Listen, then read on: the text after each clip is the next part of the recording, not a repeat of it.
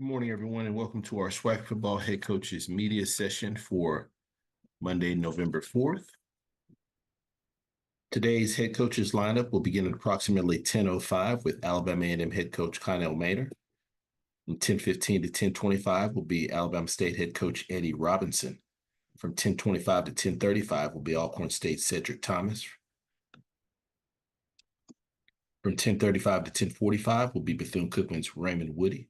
From 10:45 to 10:55 will be Florida A&M's James Colzie. From 10:55 to 11:05 will be Grambling State's Mickey Joseph. From 11:05 to 11:15 will be Arkansas Pine Bluff's Alonzo Hampton. From 11:15 to 11:25 will be Mississippi Valley State's Kendrick Wade. From 11:25 to 11:35 will be Prairie View A&M's Bubba McDowell. From 11:35 to 11:45 will be Southern University's Terrence Graves. From 11:45 to 11:55 will be Texas Southern's Chris Dishman. And from 11:55 to 12:05 will be Jackson State's T.C. Taylor. For all of our media participants, we ask if you do have questions, please utilize the raise hand.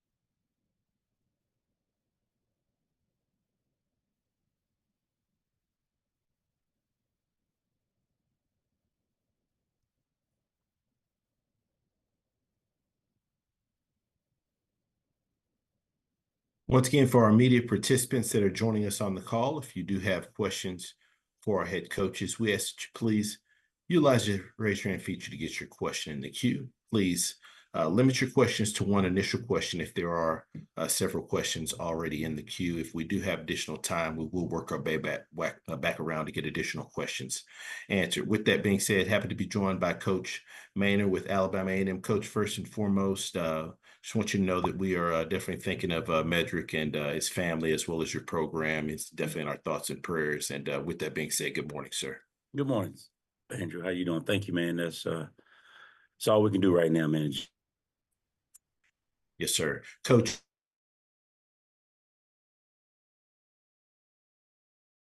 Yeah, big conference game with Southern.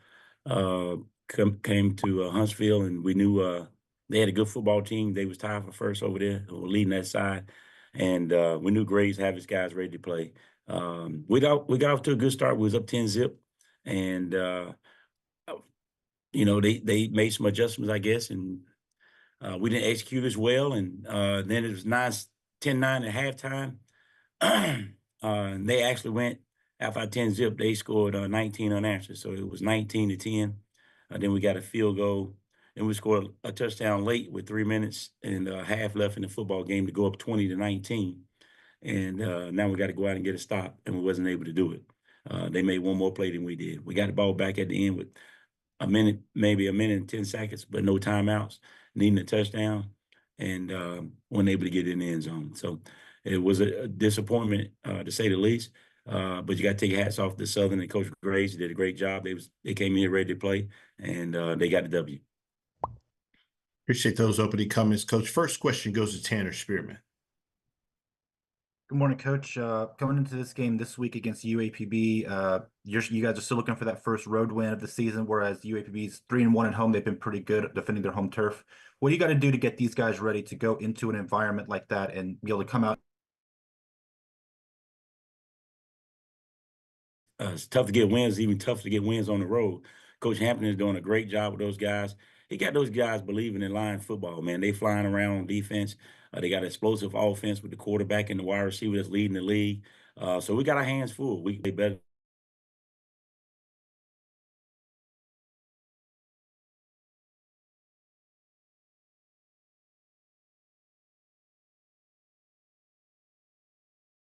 Very, very good football player. And offensively, we got to take care of the ball. We can't turn it over. We got a couple turnovers last couple games, and we just got to stay consistent. All right, thank you, Coach. Next question goes to Doc Holliday. Good morning, Coach. How you doing today? Good, Doc. How you doing, man? I'm doing good. Your team was 1 for 11 on third down, but you was 2 for 2 on fourth down. What are some things you want to try to improve to get your third down efficiency back up to pretty much standard? Well, we're just not making. We're not playing very good on third down either. Bad pass, bad route, not getting the push we need up front on third and shorts, and they get off the field and get the first down to keep the drives going. So it's a combination of both. Running back sometimes got to be your own blocker and make somebody miss or break a tackle. So it's a little bit a combination of everything right there on third and short that we got to do a better job of play calling and then executing the play. Okay, thank you, Coach. Mm-hmm. Next question goes to Perry Daniels. Good morning, Coach. Good morning, Perry. How you doing, man? I'm doing super fantastic. How are you? Good. I'm doing super fantastic. Yes, sir. Coach, if you could assess the play of Xavier Langford this weekend.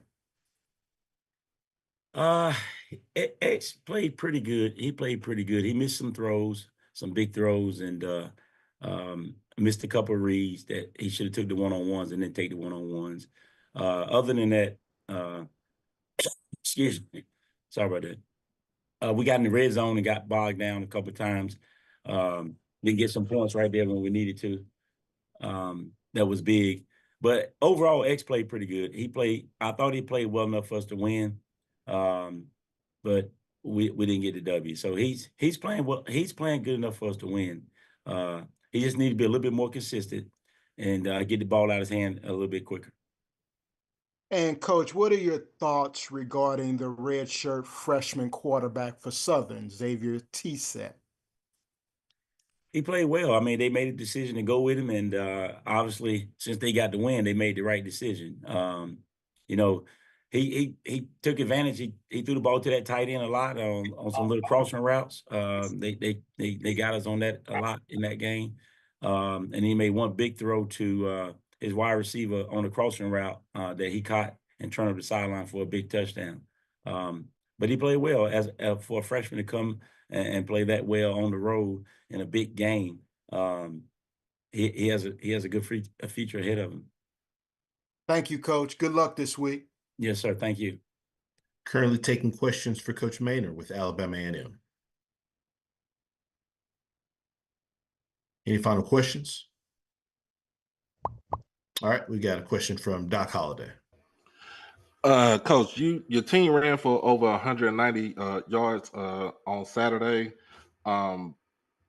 but you didn't win the time of possession. What are some things you want to try to do as far as to get those backs going, especially against a Pine Bluff defense that, quite frankly, is not good up in the trenches?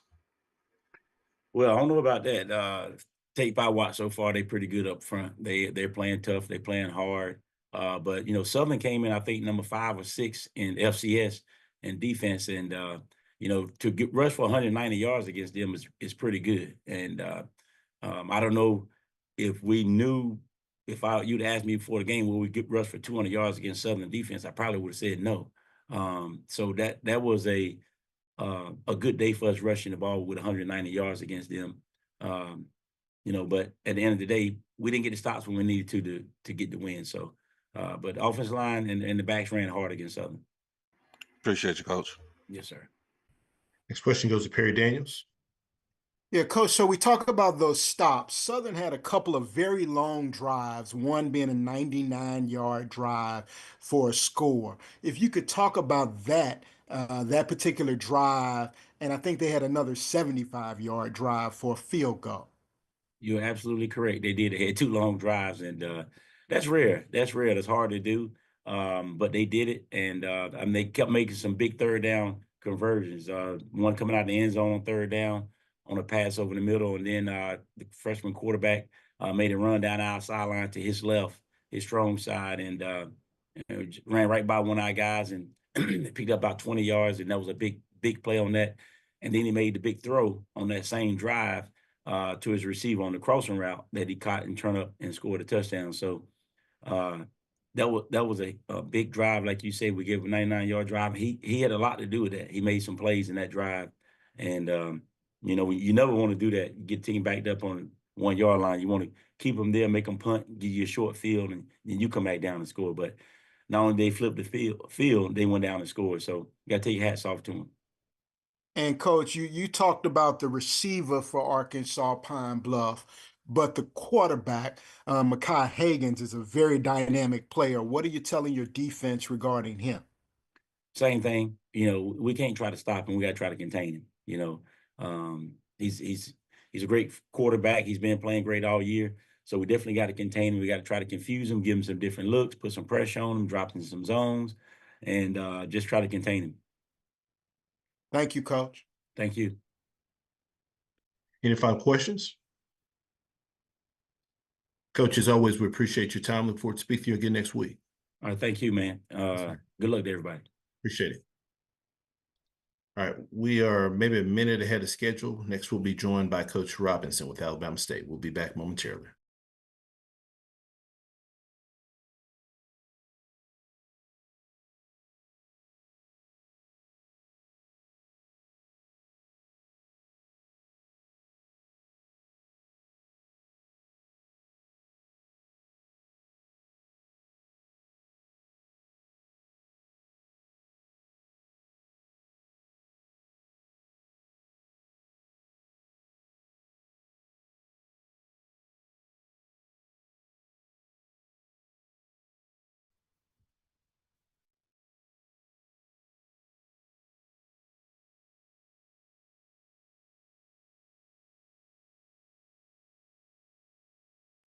Once again, for our media participants, if you do have any questions for our coaches, please utilize the raise your hand feature to get your question in the queue.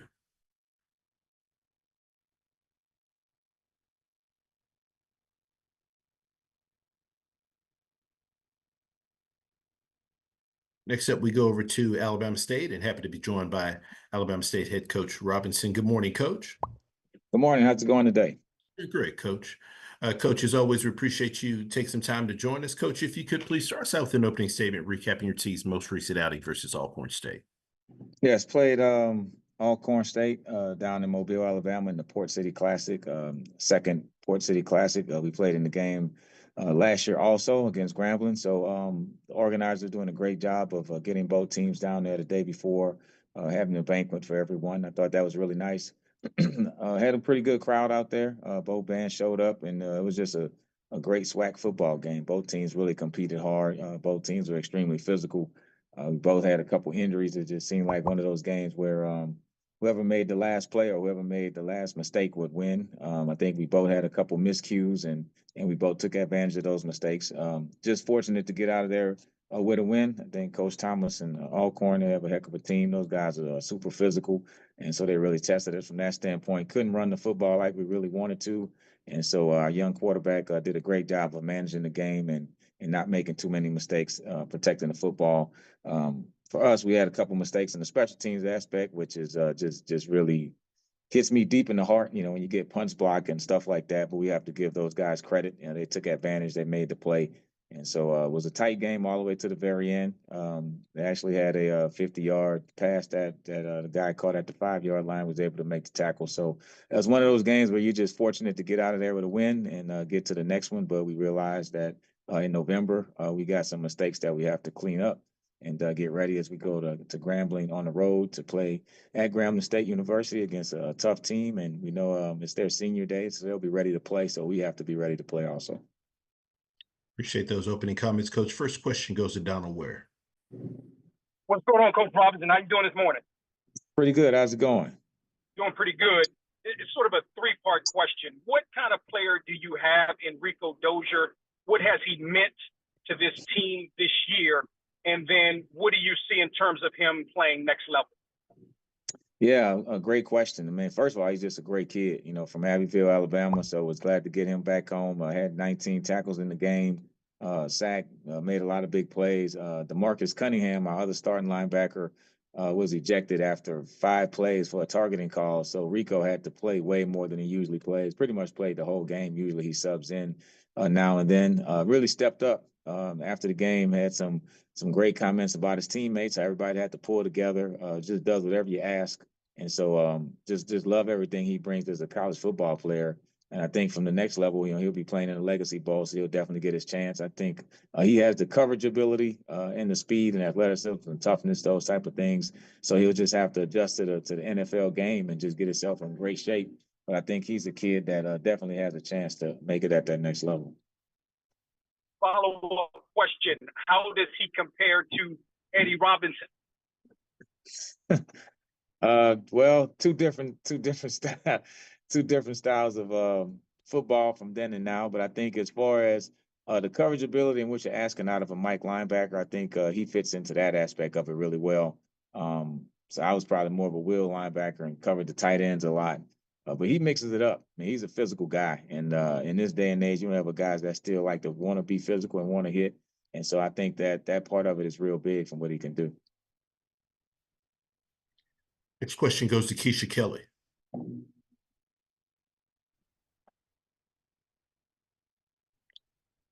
Hey, Coach. Good morning. How are you? Morning. How's it going?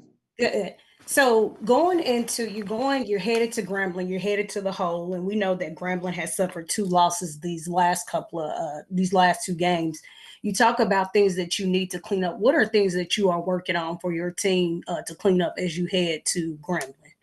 Well, I think coaches and players. You know, one time we had a punt block with 10 people on the field, and then they had a missed field goal, and we had 12 people on the field. So that's the first thing. In November, you can't have those type of mistakes. We had some big things. I mean, our punter did a great job punting the football. It was a field position game. But I think just those small mistakes we have to really clean up. We have to be really detailed on what we're doing. To play. One play can swing a victory going away from you. And we know it's a challenge to go down there and play. I mean, we'll take the kids to the Eddie Robinson Museum. I think it's one of the best in the country. Everybody should try to get there, and we'll love the experience of going there. But we have to have a business trip approach and realize that you're playing a team that's going to come out there and give us everything that they have. And so our biggest thing now is to win on Monday and just win one day and just get better each week and give ourselves an opportunity to win on the weekend. Well, I'm jealous of going to the museum, but, you know, good luck, Coach. Be safe. Absolutely. Thank you. Next question goes to Doc Holliday. Good morning, Coach. How you doing today? Good morning. How's it going? I'm doing good. I got a question for you from the chat. This says you won the Battle of Bama against A&M, and now you won the Battle of the ASUs. Do you agree your quarterback has settled in to be the leader you need behind center? Yeah, I just think from his play on the field, I mean, he's a quiet kid, so I don't think he's definitely not the rah-rah, let's go kid, and we're not asking him to be that guy. But as far as just getting us in the right play, making the right decision, and just was great. Don't go out there and try to be Superman. Make the play that you can make.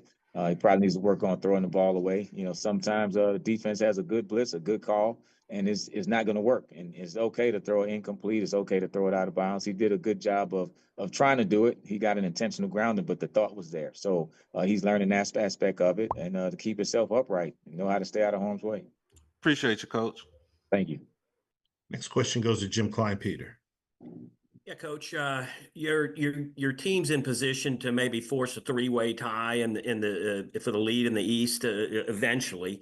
And I just wondered if you'd talk a little bit about the resiliency you've shown. You lost your quarterback, and is Keys your third quarterback? Is he, or was he the backup to Bobby? Keys was a wide receiver, so he was the first three guys were banged up. The fourth guy has a small injury, but he can play. And so Keys was a kid that was a wide receiver. We moved him to quarterback after the first three guys got injured, just because, I knew he played it in high school. And actually, we were doing some drills, some on edge perimeter drills with the defensive ends, just trying to give him a good look. And I was like, man, you're pretty good with the ball. And I just kind of noticed it, went back, watched his high school film and said, just kind of put that in my mind in August, that if we needed a quarterback, maybe. And so week 2, then all of a sudden we're down to the fourth quarterback. And so he just started taking quarterback reps, learned it really good. So I guess technically he would be the fifth guy, but realistically he wasn't a quarterback until the injury started. Would you talk a little bit about the resiliency of your team and show you're staying in the race? You won a big game last week. Yeah, so I just have to me, it's kind of a stoic philosophy that I use in my personal life, is you don't complain. I mean, complaining is a sign of weakness. Nobody cares about it. And so we had that approach, and the kids never complained. They never talked about the adversity. They just went out and played to win each day. And I think you have that approach in life, it gives you a chance. And so when things don't go your way, when you have adversity, you have to appreciate the struggle and the strain of it, and you have to enjoy that part of it. And once you get past it, then usually good things will happen. Thank you. Appreciate it. Next question goes to Perry Daniels. Good morning, Coach. Good morning. How's it going? Super fantastic. How are you? Oh, good. Super fantastic. Yes, sir. So let's talk about this matchup against Grambling, Coach. What have you seen on film from the Tigers? Yeah, so I guess it starts with the quarterback, whether Miles Crowley will be out there or the young man that played last week, Cookman, but we know they're going to throw the ball around. For us, we have to keep those guys in front of us. We gave up a couple big pass plays last week and the week before against A&M. So we know, we're going to be us. We're going to bring pressure, and we know that they're going to take some chances. And so for us, that's going to be a big part of it defensively. Offensively, we got to get back to running the football. We made some good running plays against Alcorn, but I thought they controlled the run game to the point where it wasn't a factor. And we got to make sure that we can run the football on schedule. And so those will be the challenges for us going into this week. And you and head coach Mickey Joseph are bonded by an oath and a grip. What type of special meaning does that bring to this game? Yeah, so we're the same fraternity, but going back, I can remember Mickey Joseph playing for Archbishop Shaw. I played for Brother Martin. Probably the best high school option quarterback I've ever seen in person. So got a lot of respect for him as a person. Been knowing him for a long time, played against each other in high school, watched him at Nebraska, and we had his opportunity, had the injury. So just a lot of familiarity with Mickey from a whole standpoint on a personal level. Great guy. He's going to be a great competitor. He's going to get those guys ready to play. He understands the importance of winning each game and winning home games and those type of things. So I know he'll have them well coached and ready to play, and we have to be up for the challenge. So, but definitely a guy that I'm always rooting for. But hey, this week, it's just that we're playing each other. So of course I'm Alabama State. Good luck, Coach. Appreciate it. Coach Robinson, as always, we appreciate your time. Look forward to speaking to you again next week. Thank you. Appreciate it. Thank you. All right, next we go over to Alcorn State. Head Coach Cedric Thomas. Once again, if you do have any questions, we ask you please utilize the raise your hand feature to get your question in the queue. We also ask you please limit your questions to one initial question. If there are several questions in the queue, if we do have additional time, feel free to re-raise your hand so that we can get some additional questions answered. With that being said, happy to be joined by Coach Thomas with Alcorn State. Good morning, Coach. Morning. Coach, as always, we appreciate you taking some time out of your schedule to join us. If you could please start us out with an opening statement recapping your team's most recent outing versus Alabama State. Yes, sir. Went to the traveled to Mobile, had a really good environment. Guys did a really good job in the city. Shout out to them for putting on a really good event. Guys really embraced it. And, we knew what type of football game we was going to have to play and be a part of, and we got exactly that. Came down to a couple inches. Down to the last play. Those guys over there with Coach Rob, man, they played a really good game, physical game, and they made a couple more plays than we did. But proud of the group. And these guys fought tooth and nail all the way to the end. And I think that was one of those program defining, games for us as we continue to grow and develop this program into the way we wanted. And so fell a little short, but man, I'm extremely proud of everybody that was a part of, the festivities and also that football game on Saturday. Appreciate those opening comments, Coach. First question goes to Doc Holliday. Coach Thomas, how you doing today? Oh, I'm blessed. What's up with it, Doc? I'm doing good. You dominated this game on an offensive standpoint with 432 yards, but you also had 9 penalties for 78 yards, and you turned the ball over 2 times in this game. What are some things you want to try to clean up going into the next game against your next opponent?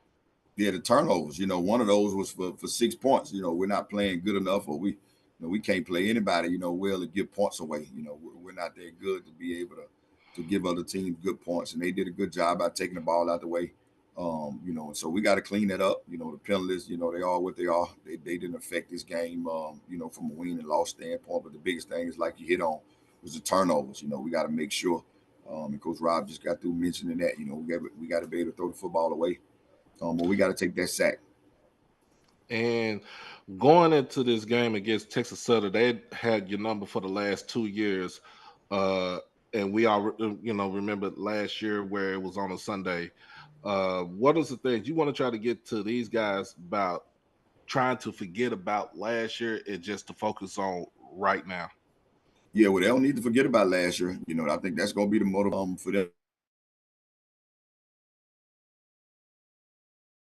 2 years ago and stuck us up last year. And so I know it's a new head coach there, however, but it's a lot of familiarity with the players. And so them guys should at least remember that feeling that they had, that Sunday evening once it was over. So that's just extra fuel to the fire to get these guys going and get ready to get off the mat and get that taste of winning back in them.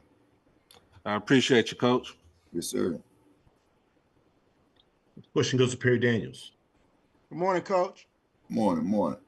Coach, you described this as a program-defining game. Can you unwrap that a little bit? Yeah, we got some new players that hadn't really been a part of the old traditional outlook of what Alcorn been in the past. With junior college kids and transfer kids, and we only had one guy on this team that was a part of that Celebration Bowl run. And so coming down the stretch, we lost a lot of guys that have been a part of the imprint of establishing this program. And so it's a lot of new guys, a lot of young guys that had a chance to go out there on Saturday to be able to see what it's like to play really good football, playoff type football, playoff type environment. And so, I thought they handled it, to the utmost, just a couple plays here and there, coming off that loss against Southern. And so that was the defining moment for me, for them to be able to get off the mat versus after the Southern game and then come out and play a really good physical football team. And we held our own. We just fell a little short. And so I was proud of the guys from that. But we still got to learn how to win with the new guys that's a part of the program. And moving forward, Coach, will Trey Lawrence and Xavier Vaughn see time under center? Yeah, Zay was banged up. Coach, they sent the blitz safety blitz. He took a rib shot, you know, and just kind of took him out to make sure he had his bearings about him. And so wanted to bring Trey in to try to just, you know, spell him a little bit. And so, you know, my thing is, you know, the first health and safety of these student athletes. And so if they can go out there and play at a high level and be healthy, you know, we'll let them roll with it. But we feel good about Trey, you know, and also if we got to bring, you know, anybody else in to give us a chance to play. And so that's kind of how the recipe will go from here on out. But hopefully, you know, if they can stay healthy and upright, you know, we'll keep them out there and let them continue to lead us. Thank you, Coach. Good luck this week. Thank you, sir. Next question goes to Stephen Robinson. Good morning, Coach T. How you doing? Oh, I'm blessed. What's up with you, Stephen? All right, all right. You touched on having a number of new faces part of the program this season. How important has patience been, and is patience still a part of the growth process as you come down the stretch? Yeah, it is for me. You know, my lawns of the junior college developmental piece is always good. You know, and we're not jumping in the portal, you know, looking for a quick fix. You know, you look at Amarion Blake's really a redshirt freshman is out there. You know, it's some major freshmen that get an opportunity to play really good football later. And they're getting better. Of this, you know, Southwestern Athletic Conference down the stretch. And so, you know, it'll help us going forward. But for us in the building, you know, it's still player development, you know, and being patient and allowing those guys to grow and take those bumps in the road, knowing that going forward, you know, they'll remember it and they'll continue to get better and grow from it. All right. Thank you, Coach, and wish you well this week. Appreciate it, sir. Any final questions? All right, Coach, as always, we appreciate your time. Look forward to speaking to you again next week. Yes, sir. Thank you. We are a few minutes ahead of schedule. We'll pause. We will be back momentarily. Thank you for your patience.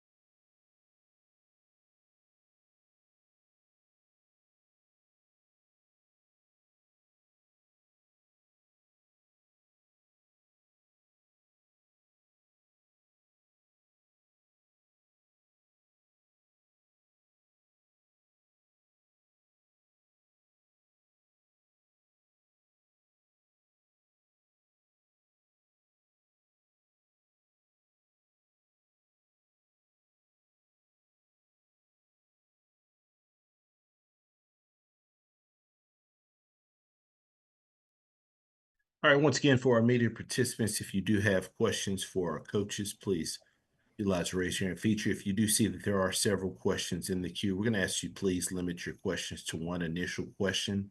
If there is additional time allotted, we will work our way back, so feel free to re-raise your hand to get your additional question in the queue. With that being said, happy to be joined by Coach Woodie with Bethune-Cookman. Good morning, Coach. Good morning. Coach, as always, we appreciate you taking some time out of your schedule to join us. Coach, if you could start us out with an opening statement, recapping your team's most recent outing versus Grambling State. Oh, really a good game. You know, Coach Joseph had those guys, you know, ready to go, especially in the first half. I mean, we had senior day. Grambling got up early, a 14-0 lead after Sprague left, you know, with the injury and then a punt return. for a TD. And then next event, offense scored on the next drive going into half, and Ransom to Nance made it 14-7. And then Gremlin scored one more time coming out of half to extend the lead to 21-7. Defense, obviously did not let them score again, and offense scored on 3 consecutive drives to lead 24-21.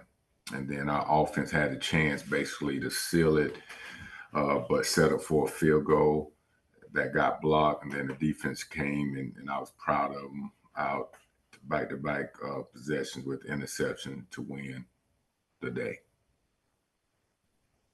Appreciate those opening comments, Coach. First question goes to Jim Kleinpeter. Yeah, Coach, would you talk a little bit about Cameron Ransom's development this year? It looks like he had some limited numbers a couple games ago at Valley, and just wondered, was he hurt then? But just talk a little bit about his development so far. Well, I tell you, he's exciting human being. I mean, really good teammate. No matter who's in the game, whether it's him or the person that's playing in front of him, he's progressed. This year was his first year, obviously playing. Last year he was not able, to play, just because of, transfer rules. And we're excited about him. I mean, dual threat guy. He went 18 for 20, 90%, 199 yards, 2 touchdowns, no interception. So for him, just to take on the responsibility of leading this team, we're excited, about him. I mean, obviously he's been banged up throughout the season, but he brings a different dynamic. He can make plays not only with his arm, but also with his feet, in comparison to, Lou, more so a drop back type passer. Thank you, Coach. Thank you. Next question goes to Doc Holliday. Coach Woodie, how you doing today? Outstanding. How you doing? I'm doing good. Congratulations on the win on Saturday. Thank you. Being down in this game, what was the thing that you was trying to tell the team, kind of pump them up to get them back into the game and basically go out there to win it? Just staying together. We always talk about playing 4 quarters. I must say I'm proud of the guys because they played 4 quarters, and then we always come out finish, and just to see them in adverse situations respond, that's telling me that this team, is growing up. And we just always talk about stay together. I mean, through adverse situations, if you keep pressing, good things will happen. All right. And tell us about the maturation of Darnell Dees. I know you use him. He's more primarily as your punt returner, but you also used him as a running back and as a wide receiver in the offense. Let us know about. Tell us more about him. Well, it's just coming in. Previous year, I mean, obviously special teams guy, but then, teams are smart. I mean, coaches are really good coaches. I mean, they're going to kick away from, a guy like that, so I went in and, told the offense, hey, we need to create opportunity to get this guy the ball in his hands, especially if he's not getting it in his hands on special teams, so we kind of utilize him this spring, in the backfield, in the slot, and I think that has to happen. I mean, smart coaches put the ball in the best players' hands, so I feel like our coaches are doing a good job of incorporating him, not just on special teams, but in the offense as well. I appreciate you, Coach. Appreciate you. Next question goes to Timona Stapleton. Good morning, Coach. Happy belated birthday. Thank you. Good morning. Coach Woodie, your team showed incredible resilience, fighting back that deficit. Can you talk about the atmosphere in the locker room after the win and the message that you're going to carry forward as you prepare to hit the road to face Southern, who currently holds the top spot in the SWAC West? Yeah, well, I know Coach Graves, he's going to have those guys ready to go, man. The outstanding coach program. I tell the guys all the time, we have to, you know, it's the most important game because it's the next game on our schedule. You know, in the locker room, I mean, we talk about finish, you know, obviously say, hey, coach, you know, you talk about 4 quarters. You know, we finally at this point where we starting to understand, you know, what you mean. I mean, just because, you know, you bend a little bit, don't break. And I just saw that the guys, you know, they constantly fought back, and that's convincing, you know, for not just myself, but, you know, for the whole program. You know, those guys had an opportunity. They got down. They fought. They didn't stag. I mean, they just kept going, and you know, just proud of those guys. I mean, Grambling, really good football team. Coach Joe does a great job with those guys, and our guys, you know, they had an opportunity to beat a really good team. Thank you, Coach, and good luck. Thank you. This question goes to Perry Daniels. Congratulations, Coach. Thank you. Coach, let's talk about what you've seen on film about this Southern University Jaguar opponent that's coming up. And I tell you, they really good in all aspects, offense, defense, and special teams. You know, they got, you know, the 2 quarterbacks. I mean, they got, you know, up front, on the perimeter, secondary. I mean, they're a really good team. I mean, it's the reason why they're where they're at, you know, in the conference. And, you know, we're just going to go and take care of us and do those things that we need to do to make sure we're worrying about us. But, I mean, they're a good team.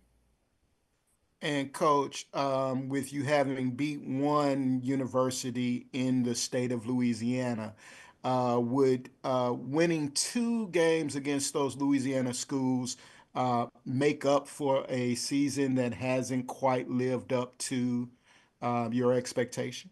Well, you know, we don't look at it as, you know, whatever area a team is in, you know, we just look at it as execution, you know, every time we play an opponent. And we, like I said, again, we just worry about us. We take care of us and work on the technique, fundamental attention to detail. You know, we'll be fine. But like I said, it's going to be a you know, good game. And like I said, they're a really good program. And we just take one game at a time and do the things that we need to do to execute. Thank you, Coach. Thank you. Last question goes to Keisha Kelly. Hey, Coach, how are you? Outstanding. How are you? Good. So, and I like that you said that you just take care of what you got to take care of, and you don't really look at the teams and where the location is. Is there anything that you have looked at that concerns you about the Southern University team that you will head to Baton Rouge to play?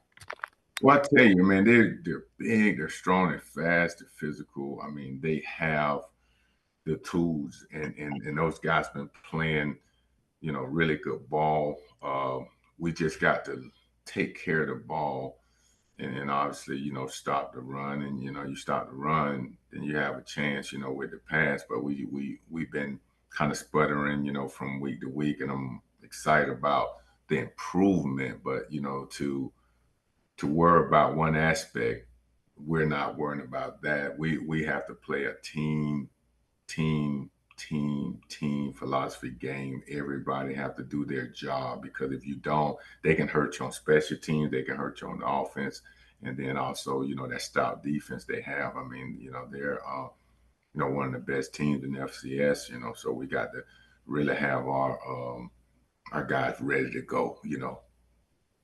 Well, good luck, Coach, and I'm gonna echo Timona and say happy belated birthday. All right, thanks so much. Coach, as always, we appreciate your time. Look forward to speaking to you again next week. Yes, sir. Appreciate you all, and good luck, guys. Appreciate it, Coach. Thank you. All right, we now go over to Florida A&M. Once again, if you do have any questions for our coaches, please utilize the raise your hand feature to get your question in the queue. If you do see several questions already in the queue, please limit your questions to one initial question. Feel free to re-raise your hand. If we've got time, we'll get additional questions answered. With that being said, happy to be joined by Coach Colzie with Florida A&M. Good morning, Coach. Hey, good afternoon, everyone. Coach, as always, we appreciate you taking some time to join us. If you could, please start us out with an opening statement recapping your team's most recent outing versus Texas Southern. Well, 500 yards of offense, holding a team under 200 yards on defense, and but gave up 222 yards in special teams. So, two of the three phases I thought we did very, very well with, but tribute to Coach Dishman and his staff. These guys kept fighting regardless of the situation. Thought we did some good things. Coach Dishman and his staff did some really good things to keep themselves in the game in the third quarter. But ultimately, us being able to run the football late and we made a couple more plays on defense, gave us the opportunity to get the victory. As we get ready for a very, very good Prairie View team this weekend, we gotta come ready to play because I know everybody's trying to win week by week. So we got to make sure we take care of business. Appreciate those opening comments, Coach. First question goes to Doc Holliday. Coach Colzie, how you doing today? I'm doing well, Doc. How are you? I'm doing good. Congratulations on your first homecoming win as a head coach. You, like you said, you held Texas Southern to 164 yards of total offense.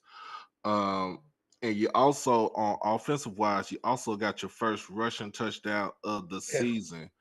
What was the things that you kind of adjusted for this game alone this past weekend? Well, I'll go back to your previous statement. Now, you said it was my first homecoming win, but it was also my AD's first homecoming win, and then our interim president's first homecoming win. So I want to make sure I give them their props as well. Defensively, I think just our guys understand our philosophy, understanding schematically what we want from them. It's been a learning process week by week, and it's actually made us realize, right? Hey, we can't worry about scheme, right? We gotta figure out what our guys do best, and allow them just to play and move around a little bit. Now, offensively, yep, excited about having our first rushing touchdown, but I think we got to stop allowing our quarterback to RPO at the 1 yard line. Because hell, if you give the quarterback the option to run or pass at the 1, he's gonna pass. So that might have been one of the reasons why we haven't gotten it as soon as we may. But obviously our running backs and offensive line worked really, really hard. First back-to-back weeks we've been able to do some things run-wise that we haven't necessarily been able to do throughout the season. So excited about our progress. We're still trying to play a full 4 quarters of quality football, and we haven't done that yet. So we're going to continue to try to do that as we get ready for this weekend. Appreciate you, Coach. Thank you. Appreciate you. Next question goes to James Hill. Hey, Coach, congratulations on that homecoming victory. I hope everybody on the highest of 7 hills are well. Next stop, you move on. Yes, sir. You move on to Prairie View in Texas. What are your thoughts going in there and looking for a W? Well, we were talking about this as a staff in the morning, right? When you play at home, it's our best 85. Then when you go on the road, we try to bring our best 70, right? So you're going on the road, and it's a quick trip in, it's a quick trip out, so it does take an adjustment. We got some time adjustment that we got to make sure we take care of as well. But that's part of going on the road, all right? Being able to adjust to a different environment. They get a chance to now sleep in their beds and be a little bit more comfortable. So, but Coach McDowell does a great job. They're going to be ready to play. They're playing to stay in it just like we are. So there's going to be some emotional value with the football game. But I think we got to just make sure we take care of the football and being able to run. Those are things you got to make sure that you do on the road. And hopefully, if we can do those two things, I think we're in a pretty good spot. But you can't I guess get ready for the unknown, right? And those are the things that when you go on the road that you may have to deal with. Have a good week, Coach. Hey, man, appreciate you. Next question goes to Keisha Kelly. Hey, Coach Colzie, how are you?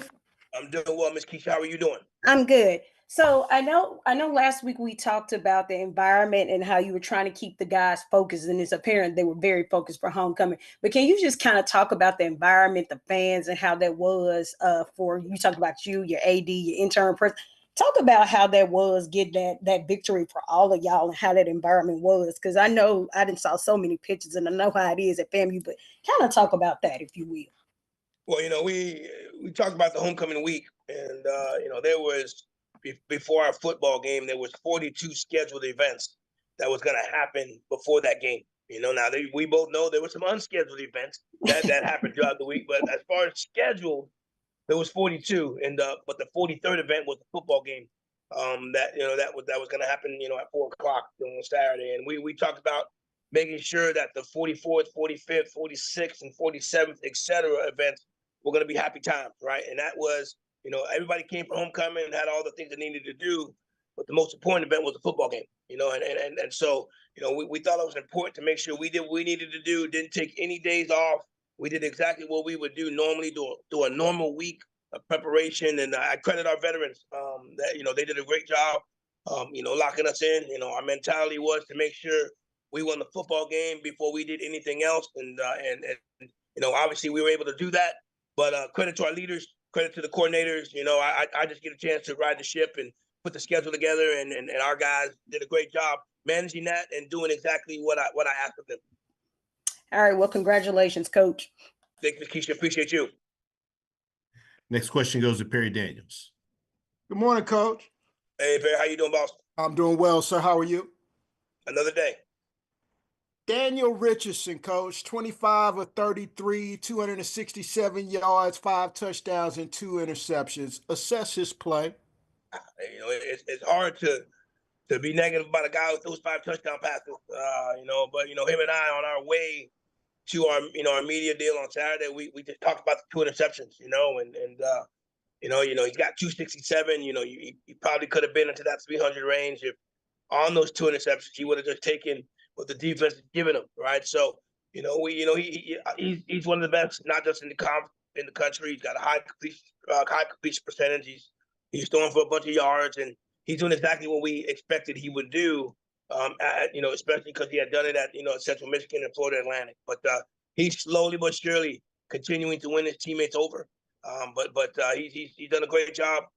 I'm excited that we're playing with him and not having to go against him.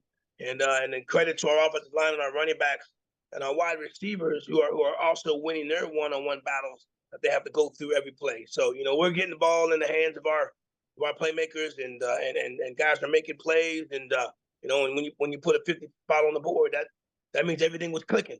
Hopefully we get a chance to click again this upcoming Saturday. So speaking of this upcoming Saturday, last year Florida A&M beat Prairie View twice, both times in Bragg Memorial Stadium.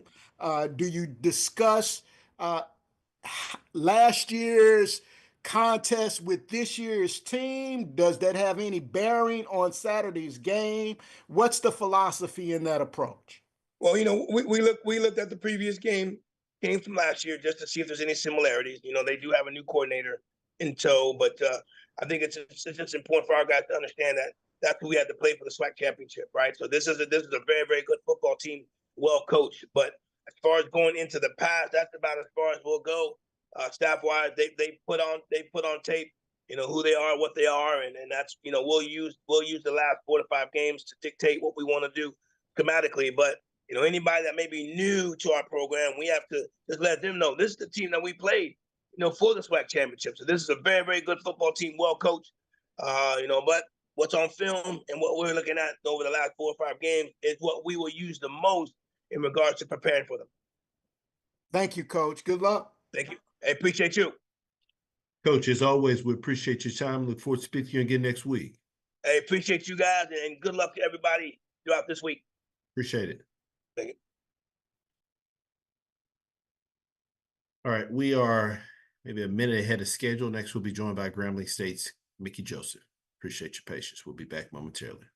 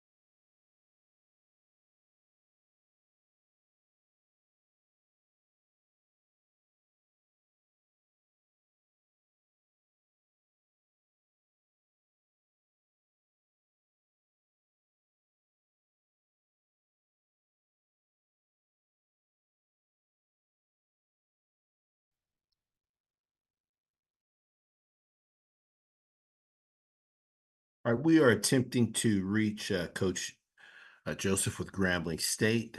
Once we are able to make contact, he will be joining us next for his time allotment on our head coach's media session. We do apologize for the inconvenience. We'll be back momentarily.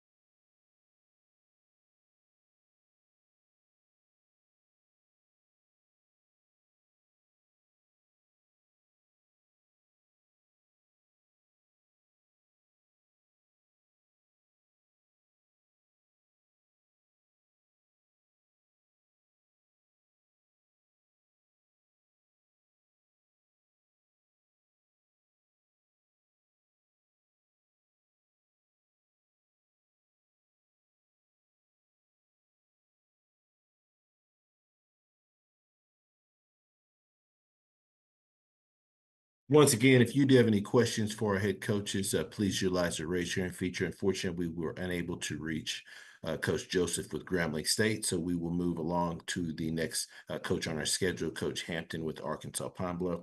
Once again, if you have questions, please utilize the raise your hand feature to get your question in the queue. Once again, happy to be joined by Coach Hampton with Arkansas Pine Bluff. Good morning, Coach. Good morning. Coach, as always, we appreciate you taking some time out of your schedule to join us. Coach, if you could please start us out with an opening statement. Obviously, it was a great environment in Jackson for homecoming. The crowd was festive. We were excited for the opportunity to be able to play the game. Came out first drive right down the field. Had them off balance. They called timeout. Ended up holding us to a field goal. We're trying to keep the ball away from the big time returner. They get the ball on the 40. And within 4 plays, they scored, made a couple mental mistakes early. They get 7-3. We take the next drive, go right back down the field, and we get down like 4th and 3 or 4. They get to stop. We had a guy wide open. We missed him. And then they go score again, make it 14-3. We drive the ball again. Then we end up punting. Then they make it 21-3 right before half. They're going in to score. We get an interception, kind of stop the bleeding a little bit. And their guy knocks the ball out of our hand, and they get a fresh set of downs right before half. And they score on 2nd and 21. Got a guy right there, didn't make the play. Their guy did. And then that's 28-3. But with our offense, I think we can score anywhere. And, we're trying to move the ball.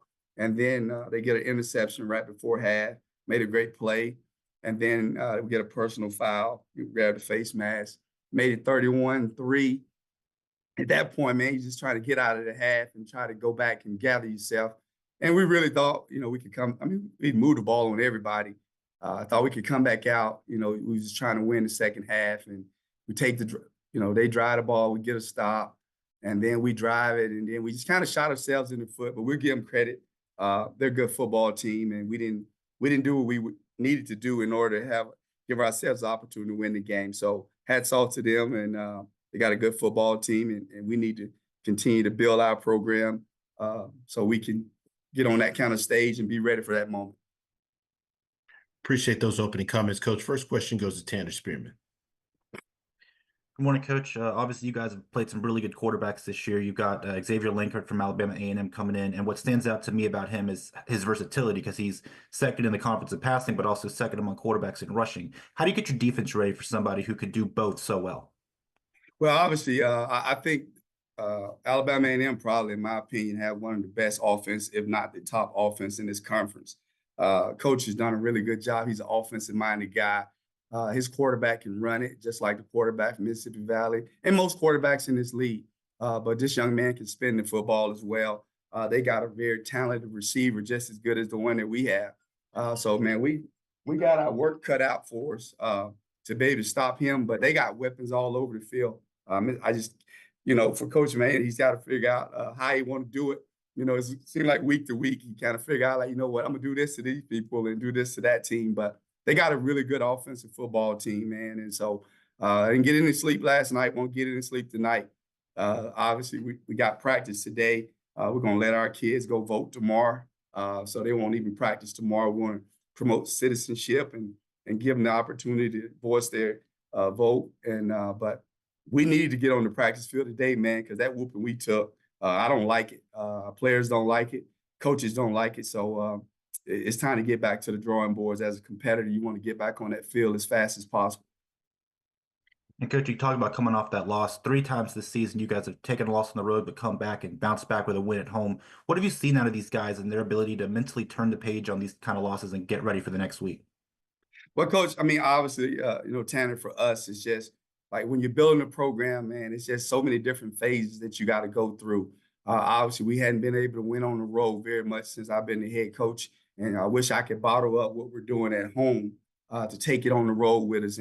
And the places I've been, when I coach on the other level, Power 5, we always talk about packing your defense.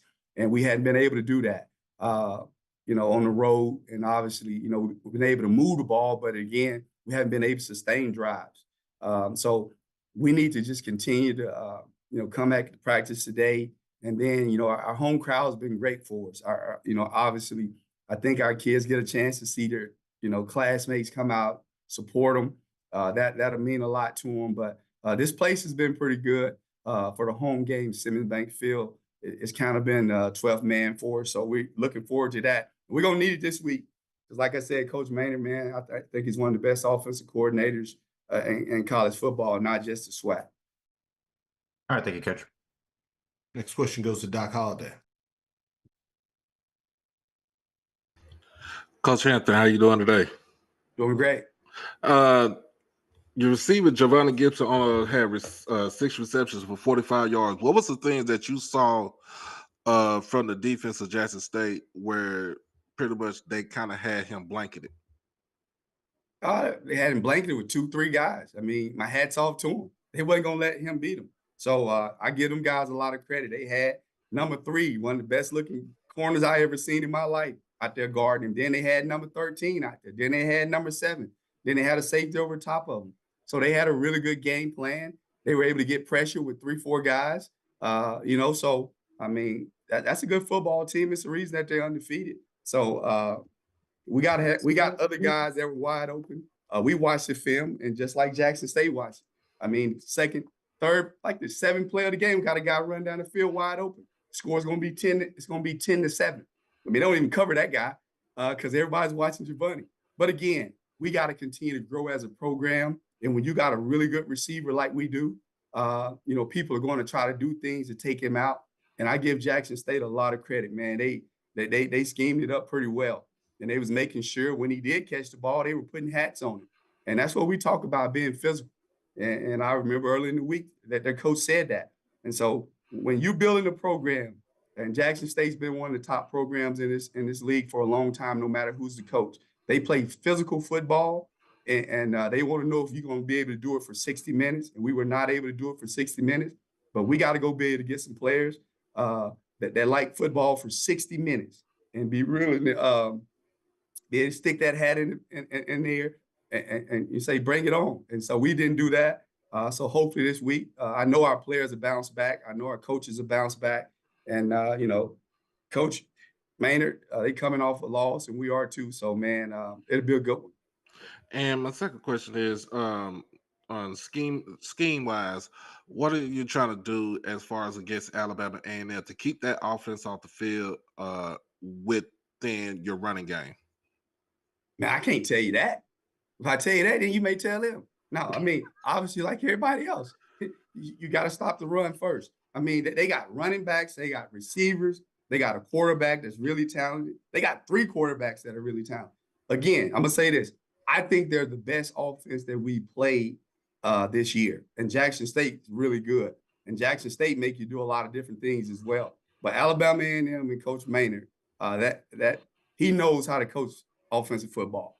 And so, man, our work's cut out. And if you want to call me off air, you can tell me some things that we need to do to stop them, because we hadn't stopped a lot of people this year, but we're trying to get a few more stops this week. We don't have to score a lot of points in order to beat this football team. And so we need to be good on offense, need to be good on special teams to be able to keep them off the field. We need to be able to run the football. How about that? Appreciate you, Coach. Next question goes to James Hill. Hey, Coach, I hope you and everybody in Pine Bluff are well. Talk a little bit about the offensive line, the O-line, the D-line, the trenches, the Golden Lions in the trenches, and that's where it's at. Well, that's where we had some issues at, and let's just be honest.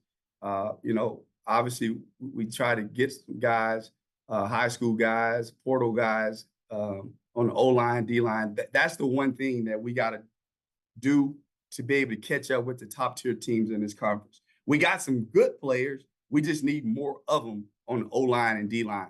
And I'm not taking anything from anybody we played, but I mean, man, we just, at times, we've gotten overpowered. Now, we've gotten stronger since I've been here, and we've gotten more O-line, D-line, but we don't have enough of them. And what you see is we kind of get wore down, and people just start running the ball on us. And then now, man, you're trying to put that hat on them, and then we're bouncing off of them. So that's the one thing that we've addressed and we will continue to address. And Tanner asked me after the game, Coach, I mean, you guys are making a lot of improvement in a lot of areas. What's the one thing you need to work on? And we got to be able to recruit O-line and D-line to come here. And when you sign those junior college guys, you can't miss on them. They got to be willing to help you right now. And that's the thing that we're trying to do. Schematically, you can be able to try to slow people down and make them snap it again. But obviously, Jackson State's a really good football team. We weren't able to do that. Herb Mulligan kind of got hot, the second half, run the ball. And then, you try to do a couple different things. And like I said, Alabama A&M, they got weapons all around as well. So we got our work cut out for us. And we're going to need the 12th man, which is our fans, to come out and show out and be nasty like them fans were at Jackson State. Man, them some nasty people down there. But I love it. It was fun. It wasn't fun getting whooped, but I love everything that they stand for. And that's what we want our program to be consistently. Every game had that fan support, and they were talking trash. So I like it. Coach, great teams are great at home. Just talk a little bit about the environment, and you want the support, and you guys want to play well in the black and gold. Yeah, I mean, obviously, and I told the seniors this, man, you got 3 guaranteed games left. And, we're going to treat every game like it's a playoff game.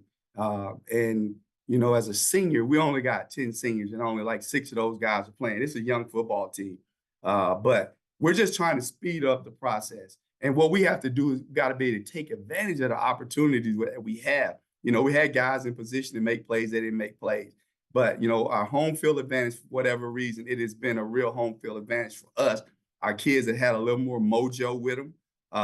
It's almost like they came out, man, and see something different when they look up in the stands. And I don't know, maybe it's the pregame meal they get a chance to eat. Maybe it's the steak they get at home when you don't get on the road. So I'm trying to see if we can get them 2 steaks this week because we're going to need them. Because Coach Maynor got a really good football team over there, man. And so we got to be ready to go. Last question goes to Timona Stapleton. Hey, Coach, how you doing? Hey, I'm doing good. That's good to hear. Coach, it was announced over the air on ESPN Plus that your team didn't have headsets during the game. Did this impact your ability to make in-game adjustments, and how did you and your staff work around that challenge? Yeah, we didn't have headsets. From the time we got there, they didn't work. Like I said, I don't know why they didn't work, but they didn't. And bottom line is what we did is we had to bring the coaches out of the box. We couldn't do that till after half because they was up there, and somebody kept saying we're gonna get them back on. So technically, we had no headsets that worked for us. And then at halftime, the score is 31-3, and then they said the other team got to take theirs off, but we're not going to use that. That team, they outplayed us. They were more physical than we were. But obviously, you like to be able to talk to the guys in the booth. That's what we practice, right? And to be able to get the adjustments. But at the end of the day, that game's gone. That team's 5-0 or 6-0 in conference, and we still have everything in front of us. We need a little help, but we need to take care of business this week. And hopefully we're at home and our headsets will work. Good luck, Coach. Appreciate it. Coach, as always, we appreciate your time. Look forward to speaking to you again next week. Thank you. Sure, thank you. All right, next we go over to Mississippi Valley State and Coach Wade. Once again, if you do have questions, please utilize the raise your hand feature to get your question in the queue. With that being said, happy to be joined by Coach Wade, Mississippi Valley State. Good morning, Coach. Hey, good morning. Coach, as always, we appreciate your time. If you could start us out with an opening statement, recapping your team's most recent outing versus Prairie View A&M. Yes, sir. Man, we're coming off another just tough loss. This game just came down to just missed opportunities. We dropped 2 touchdowns, missed 3 field goals, botched extra points. So, it was a good game throughout. We went in at the half, down 3-0, came out in the third quarter. We won that quarter 10-0, went into the fourth quarter up 10-3. PV came out, scored 14 in the fourth quarter.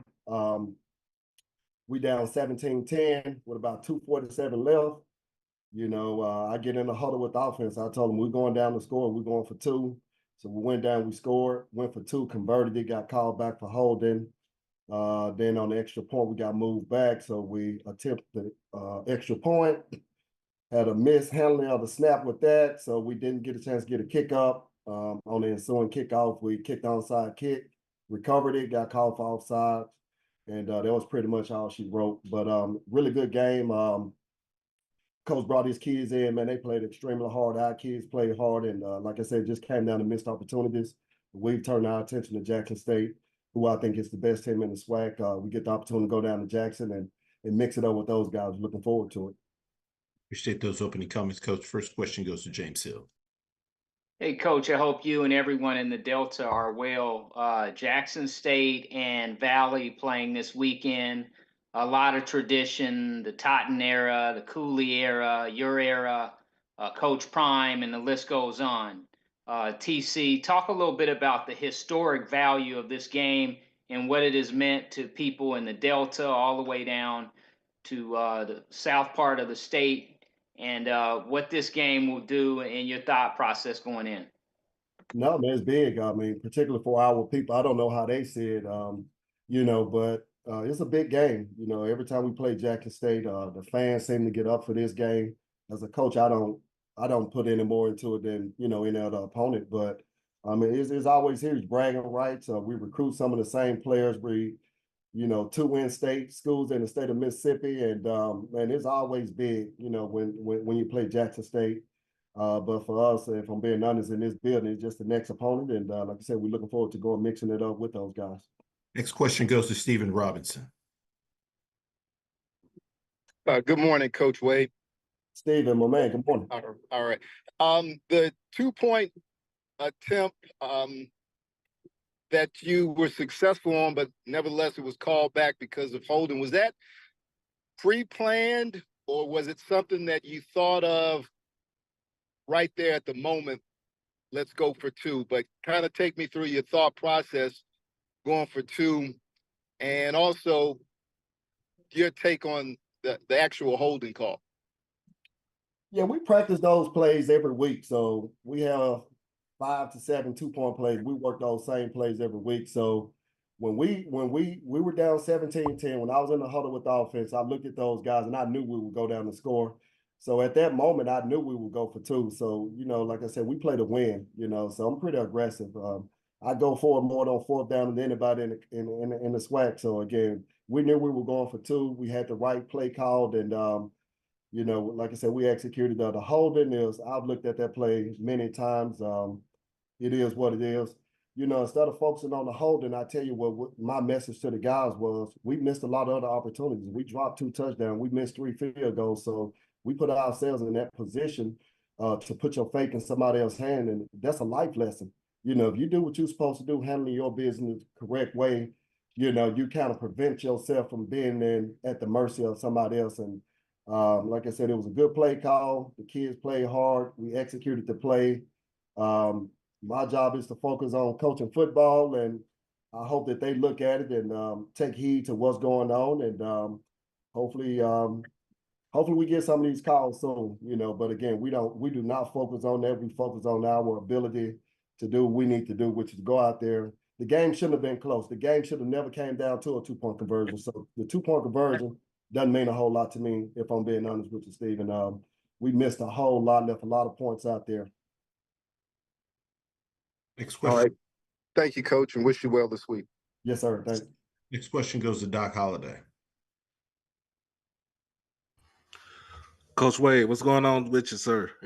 Doc, how you doing, my man? Man, I'm doing good. Tell me about the progression of your quarterback to Jerry Williams, and also we talked about Jackson Davis coming back and making a big impact on your offense. Tell me about those 2 right there.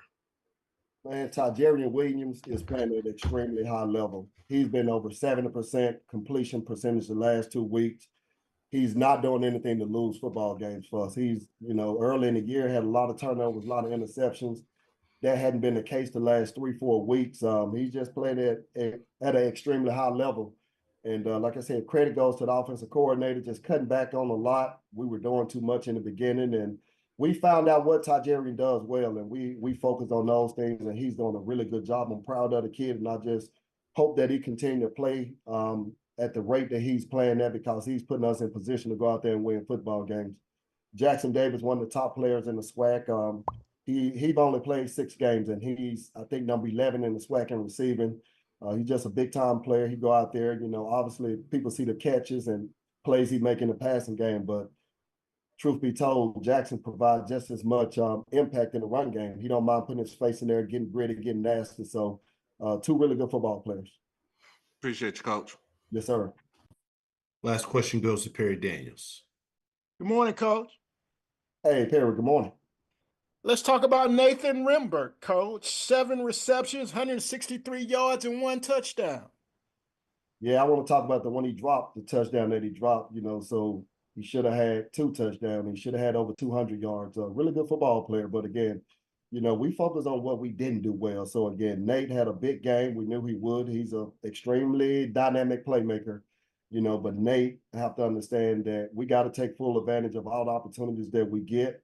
We had a real heart-to-heart yesterday. The drop started that morning, just kind of not showing up with the right attitude, right mindset. I think it kind of allowed that drop to happen. And, we got on it, we addressed it. And like I said, he had a good game, but it could have been a bigger game if he did what he needs to do consistently. So we're going to continue to focus on what we're not doing well. We're going to keep doing those things. And we're extremely happy to have Nate.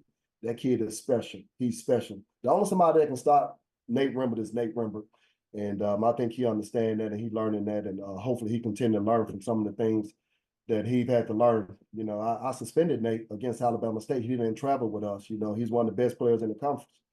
So again, that's a Nate problem that we're working on. And the kid is getting better. He's getting better. We're addressing those things. And I think we're going to see another big game from Nate this upcoming weekend. Thank you, Coach. Good luck. Yes, sir. Ty, did you have a question? Ty Miller?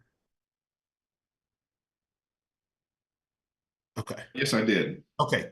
You can go ahead, sir. Hey, Coach Wade, good morning to you. How are you? Hey, good morning, Ty. Coach, you had one of your best efforts against Jackson State in 2023. What will it take for your team to get over the hump this weekend in terms of pulling off what would be considered a huge upset? Man, just a good week of preparation. And that starts today, just having the right mindset, right focus with our team introduction, getting ready for these guys, getting up in the morning at 5:30 a.m., going out there, flying around, executing at a high level. What's going to happen on Saturday is going to be a byproduct of what we do on Monday through Friday. So just going in with the right mindset, just understanding that we're not going to put any more on this game than we do any other game. It's just the next opponent. Just being locked in, being focused. Not turning the ball over is going to be key. If I can get in just general terms about what needs to happen, not turning the ball over, eliminating big plays, make those guys drive, stop the run, obviously, and being able to try to run the ball a little bit is going to be key. And we got to win one-on-one matchups. They're going to bring some pressure. They're going to play man behind it. And we look forward to that opportunity, getting the opportunity to go some man on man. So we're looking forward to it. And if we can make plays, we're going to have an opportunity to go out there and do what we need to do to come out with the dub. All right. Thanks, Coach. Yes, sir. Coach, as always, we appreciate your time. Look forward to speaking to you again next week. Yes, sir. Thank you. Sir, thank you. All right, next we go over to Prairie View A&M and Coach McDowell. Once again, if you do have questions, please utilize your raise your hand feature to get your question in the queue. With that being said, happy to be joined by Coach McDowell with Prairie View A&M. Good morning, Coach. Good morning, everybody. Good morning. Coach, as always, appreciate you taking some time out of your schedule to join us. If you could start us out with an opening statement. Yeah, went down to the SIP. Again, had a really tough game. Again, against a good football team. Going into the fourth quarter, again, it was going back and forth. Coach talked about again that they missed out on some opportunities, and we missed out on some opportunities as well. And basically two teams that fought to the end, and we came out on the winning side. Which again, no matter how, like I tell my guys, no matter how you get it, win is a win. And I'm so proud of them because again, they stayed the course. And as I told them, I said, we get the ball back. We got to go down and score, and they did just that. They pumping each other up on the sideline and giving the offense, some momentum to to move that ball, and that's what we did at the end of the day. We played together. and score when we needed to score at the right time, and and that's why we was able to come out with that victory. Again, we of course would not want would we want that game to be that close? Absolutely not. No team wants to be that close. But again, it's about what team, comes at the end of the game, and show that they're capable of winning. And that's what we did. Like I said, we just kind of stayed together against a good football team. We came out victorious. Again, we left some things out there. In third quarter, they left some things out there as well. But again, we won it, and we take that win, and then we get ready for FAM, a good football team that's coming in here. We played them twice last year. We know what they're about. Again, now just Prairie View, going out and playing, tough football and against a really good football team that, that'll hit you in many ways, offensively, defensively, special team wise. And, we got a challenge, and we're going to have to match that talent, match that intensity that they're going to bring, into our stadium. And I really believe that we can do that if we just go out and just continue to practice the way we've been practicing the last 2 weeks. Appreciate those comments, Coach. First question goes to Perry Daniels. Good morning, Coach. Morning, P. How you doing, my buddy? Super fantastic. How are you? I'm good. Good. Coach, I want to talk about McDowell, your running back. 21 attempts, 130 yards, 2 touchdowns. Yeah. Talk about this game. Yeah, it was good. It's good to see the running game get back on track. And again, we've been trying to get that going, with that old line that we have. And again, young guys and a lot of inexperienced guys. But again, they came out second half, and we talked about it, in the locker room about going out and sustaining drives and doing what they're supposed to do assignment wise, and getting the right blocks, not screwing up, kind of like we did the first half. They said they was going to do it, and that's what we did. And Coach Woodie came out and put together a package, that featured him, quite a bit, and more importantly, O-line blocking, and McDowell doing what he needed to do to move the ball. Like I say, we got players, we got some studs, now we just figuring out how to insert them into certain position within the offense, and and let our playmakers go make plays. Thank you, Coach. Next question. Good luck this week. Thank you, sir. Question goes to James Hill. Hey, Coach, how you doing? Hey, Jay, how you doing, buddy? Hey, I'm blessed. Talk a little bit about your defensive side of the ball, your linebackers, and also your secondary, and what that looks like going into FAMU coming in and just playing the type of ball you want to play.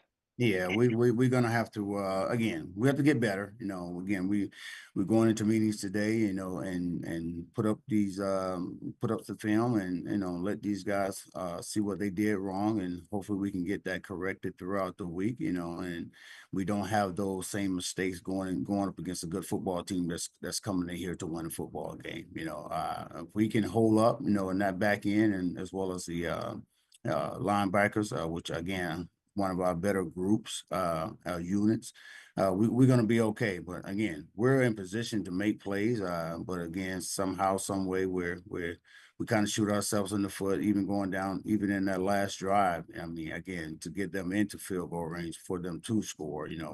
Pass interference once again, and it was third and long, and then of course, we end up getting a pass interference call, and they moved, they move the ball down, and score. So again, we got to stop shooting ourselves in the foot, in that secondary. Got to stop shooting ourselves in the foot offensively, because even offensively, Jay, we was in the red zone, and again, had Jayden hit Shamar, with a good throw, and we would have been in the end zone at that particular time, man. It wouldn't even matter, the score at that time, because again, he would have walked in. But again, we got to stop shooting ourselves in the foot, on all phases. And if we do that, we'll be a much better team, going forward.